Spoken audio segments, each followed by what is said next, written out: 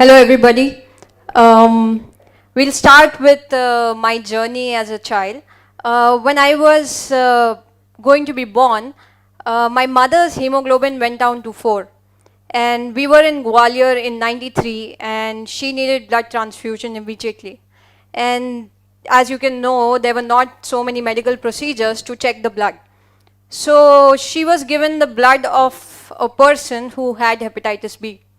So my mother, who never had alcohol, who never had junk food, who never even touched onions, happened to have hepatitis B through a person who had.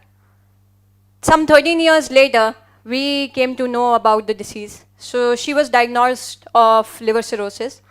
And as you can see in the photo, there's a chirpy little girl. And all this that has happened is because of my parents. And in the next photo, you will see my mother.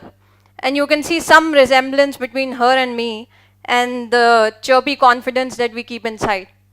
So, as a subject to the theory of parenting, I would just like to suggest that my mother and father gave me an environment where I didn't know what is the difference between who pays, who cooks, who sits on the center chair at the dining table, who picks up the meals, who picks up the plate after cooking.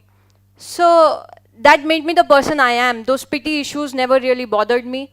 And they made me believe that the confidence lied inside me.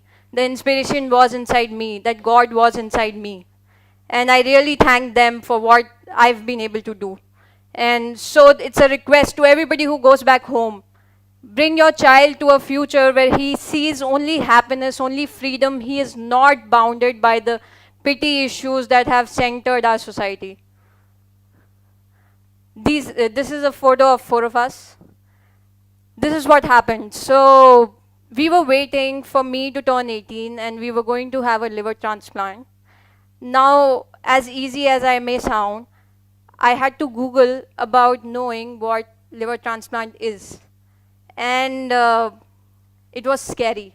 There was little information about liver transplant, and moreover, there was no information about liver donors. I saw an image of a guy with his father and a scar that was so big that it threatened me. And I thought that it's years ago, so obviously it will be much more advanced and my scar would be slightly lighter. So when I turned 18 and we had to go through a liver transplant, we moved across the country, went to each hospital that we could, and tried our level best to not go through the transplant because my mother didn't want me to suffer. Eventually, we had a discussion with my father, and it was not even 10 seconds when I said that yes. And you can choose what you want to do tomorrow, you can choose what you want to do in life. I went to something that I didn't know anything about. I didn't know, Google didn't know about it. So you can imagine we didn't know what we were getting into. And I didn't know what happens to me tomorrow and for the rest of my life. This is an image which writes, I've got guts, and really needed guts to do something like that. So we got inside the transplant, and the guy in the operation theater said, how are you doing? And the next day, after some 36 hours, I woke up, and it was a whole new different story. It was nothing that I had imagined, and all my courage seemed to broke down. And I remember that we did the transplant in Apollo, Delhi, and when I woke up, I was in the kidney ICU. So the liver ICU was supposed to be much advanced and much bigger. The kidney transplant is a slightly easier procedure, and liver transplant came to India very recently, so it wasn't as advanced. And I was put into the last room of a very, very long lobby. And when I woke up, I could see somebody bang opposite me, and everything else was shut. So it was like a very dark room with nobody, and I woke up in the middle of the night. I don't know the time, and I couldn't see a human being around. And I was in pain. I was in deep pain. And I had a morphine bottle here and a lot of wires across me. And I hadn't even seen my mother like that. I had seen my mother really sick, and she was in coma for 3 months. So I knew what being sick is. But suddenly I had wires here, there, and in my leg, and there was a mask. I wasn't able to breathe by myself, and I was literally scared. I wanted to touch the button and call the nurse, but I couldn't reach the button. I just wanted to sleep so that morning comes and I'm able to pass this night, but it didn't happen. I was so scared. The next day, my grandfather seemed to come and he asked me how I am. And I told him that I am in pain. If you shift the chair, then I'll feel better because my back was paining. If I stand a little bit, I'll feel better. But he seemed to not understand what I was saying. And suddenly I realized that I was talking to myself. There was no voice coming out. So I was not able to move my hands, legs, but the worst was that I wasn't able to communicate to him that I was in pain. And then because they were not able to understand what I was saying, they gave me that button. And every time I would press that button, a lady would come, a nurse would come, and she would press the button on the morphine bottle. And there were bottles and bottles of morphine going inside me. Eventually, I decided I will not touch the button. Some months later, we decided that we have to start sitting, standing. And as a child, you might not remember how it happened, but I have learned it from scratch. I have learned how to sit, I have learned how to walk, I have learned how to run. And it means so much to me when I remember that my mother was in a very big lobby of ICUs. So there was an ICU, then there was a CCU, and then there was a CCCU where she was. And nobody was allowed to go there, except the donor, because I was the least who could infect her.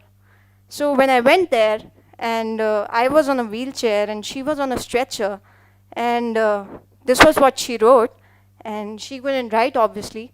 But when I walked down the lobby, every single person knew about me. And the happiness that I had that time was unimaginable. I entered, nor I was able to speak, nor she was able to speak, but we had an eye contact. And it means the world to me what happened. So everybody said that I shouldn't go through the liver transplant, and I would like to tell everybody that it was meant every inch.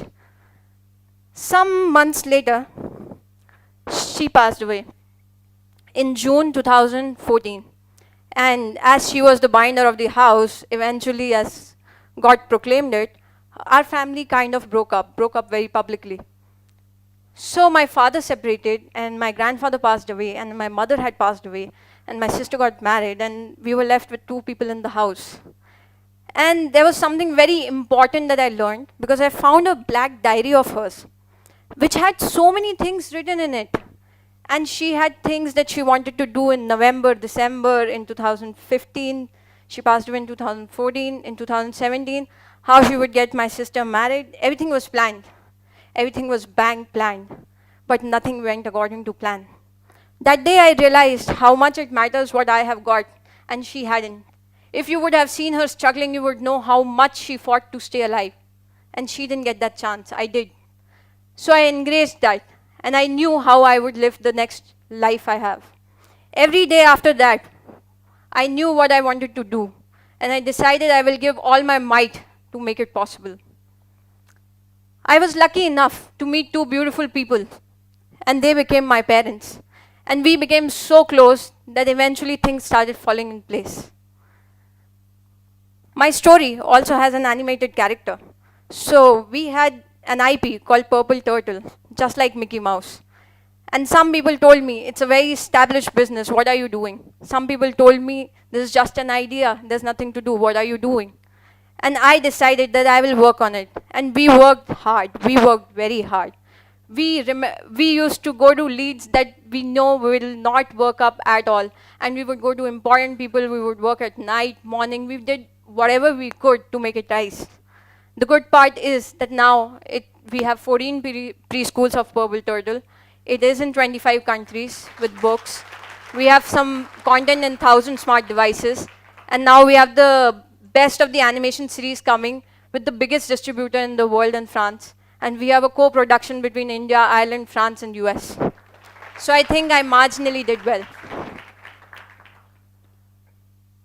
Some 1 year back, I and my father and my family were at a reunion, and we met somebody who told us about the World Transplant Games. I decided I was going to take part in it, come what may.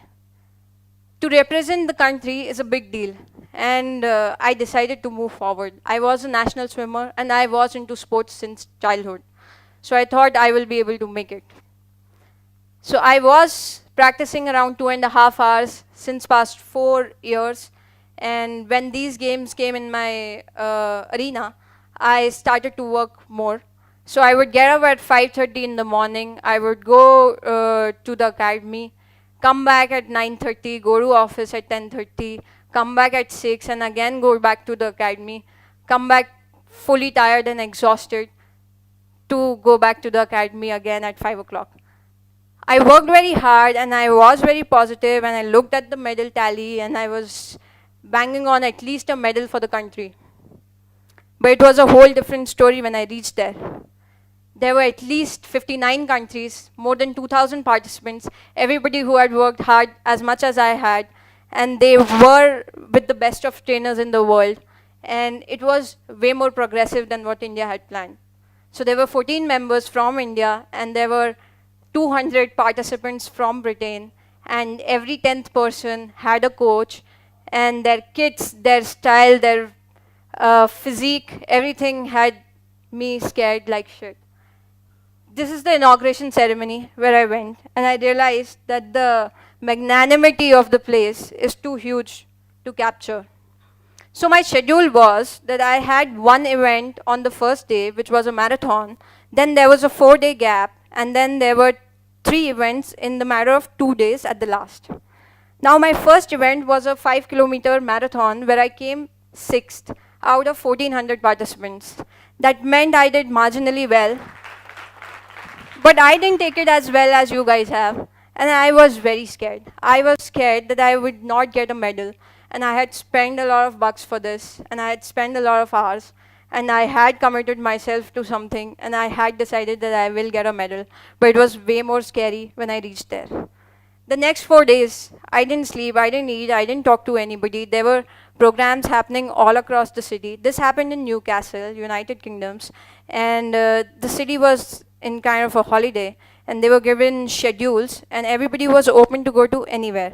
So anybody would choose, the citizen of the city could go to golf, somebody could go to the swimming, somebody could come to the athletics, they could decide. So there was a huge crowd built up, and there was a huge landscape of people waiting for India to do something.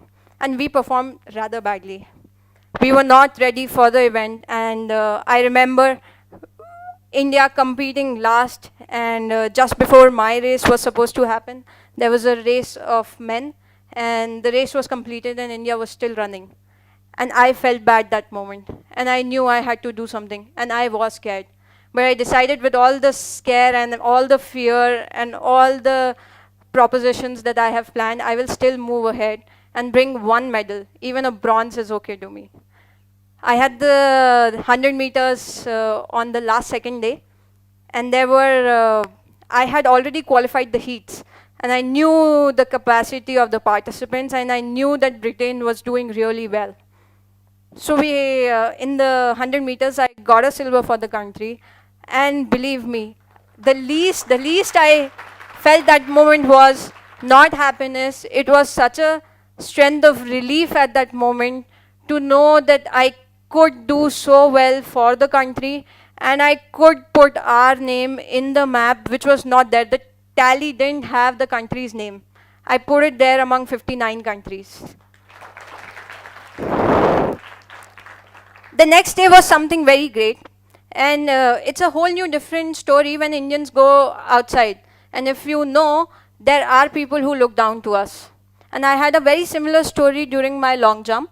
Long jump was built up of 6 qualifiers, 6 heats. There were 3 qualifiers and 3 finals. My first jump, so in long jump, the farthest you are and the distance you have to cover, the farthest will start first. So my runway was the longest. And I thought I'm going to screw it up because people are going to see the big runway and I might jump very slightly. So the first jump that I made was gold. And after that, there were 14 participants who were struggling to meet that goal. That brought in a lot of confidence. And there was the Britain lady who had got a silver yesterday, was trying to win over me in this game. So in the fifth, there were 3 qualifiers, 3 finals. She made it to the finals, obviously. She was very good. In the fifth jump, she left and she was losing. So she left the field. She eventually came back. But that was the time that I won gold. And Britain got a silver, to whom I had got a silver yesterday. The best happened. The next was the best that happened. This is my ball throw event. And ball throw, if you guys know, is usually about strength. And the ladies that you can see on my left and right were way more powerful than me, had height of at least 2 feet above me. I was kind of struggling. And I won over the Germany lady by 4 meters. And 4 meters in a ball throw is a very big deal. So I had a distance of 31 and she had a distance of 27. What happened later was obviously a very different story, but I realized something very big that time. I was in London after the games, and I had recently won 2 golds and 1 silver for the country. But it didn't matter because I was alone in the city. And people would keep calling me and WhatsApping me and tell me why am I not happy. And I told them nobody here knows me. And what will I do being happy? They will call me crazy. As soon as I landed in the city, I realized how big it is, how big it matters when you do it at your, when you land on your land. When I reached India, I realized how happy people were. And I also realized a very important point, that people matter. You can be very happy inside, but you cannot live alone. So I have lost people, and I have lost a lot of them. But at least I know the value people bring to your life and how much it matters. Those 5 people around you need your time. And I try to give that all the time, and I might not make it up, but I know, and I would like to tell everybody that keep people around you, because it doesn't matter. Whatever I have done, see, doing a transplant to these jumps, everything has happened out of love. Everything has happened because I wanted to make people around me happy, and that matters.